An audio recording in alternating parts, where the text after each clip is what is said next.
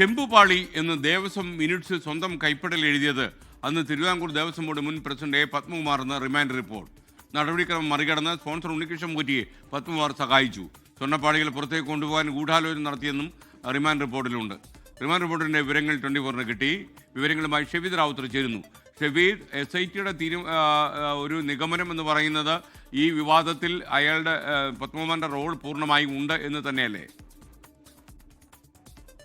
ഉറപ്പായിട്ടും. കാരണം ഈ റിമാൻഡ് റിപ്പോർട്ടിലെ വിവരങ്ങൾ മാത്രം, അത് റിമാൻഡ് റിപ്പോർട്ടിന്റെ പകർപ്പായി നമുക്ക് പറയാൻ കഴിയില്ല. റിമാൻഡ് റിപ്പോർട്ടിന്റെ ഒരു ചെറിയ ഭാഗം മാത്രമാണ് ഇപ്പോൾ ലഭിച്ചിരിക്കുന്നത്. അതിൽ തന്നെ പറയുന്ന കാര്യങ്ങൾ, പത്മകുമാറിനെതിരെ SIT പറയുന്ന കണ്ടെത്തലുകൾ ഇങ്ങനെയാണ്. ദേവസ്വം ബോർഡ് പ്രസിഡന്റ് നിലയ്ക്ക് ജീവനക്കാരുടെ മേൽ നിയന്ത്രണം ഉണ്ടായിരിക്കെ മരാമത്ത് പ്രൊസീജിയർ മറികടന്ന് ക്ഷേത്രമുദ്രകൾ മരാമത്തിനായി ക്ഷേത്ര പരിസരത്തിൽ നിന്ന് പുറത്തു കൊണ്ടുപോകാൻ പാടില്ല എന്ന ദേവസ്വം മാനുവൽ വ്യവസ്ഥ ഉണ്ടായിട്ടും അത് ലംഘിച്ചു. അത് പത്മകുമാർ മറികടന്നു എന്നുള്ളതാണ്.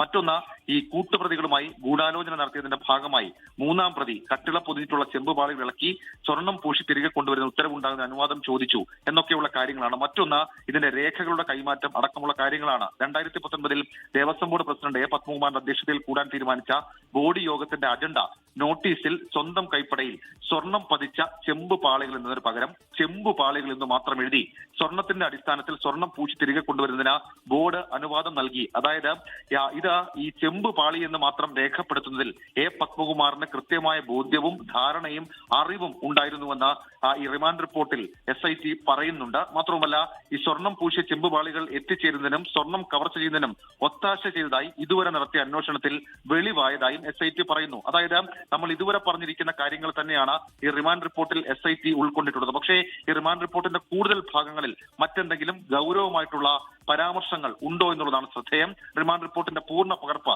വരും മണിക്കൂറുകൾ പുറത്തേക്ക് വരികയും ചെയ്യും. Thank you Shefeed Rawther.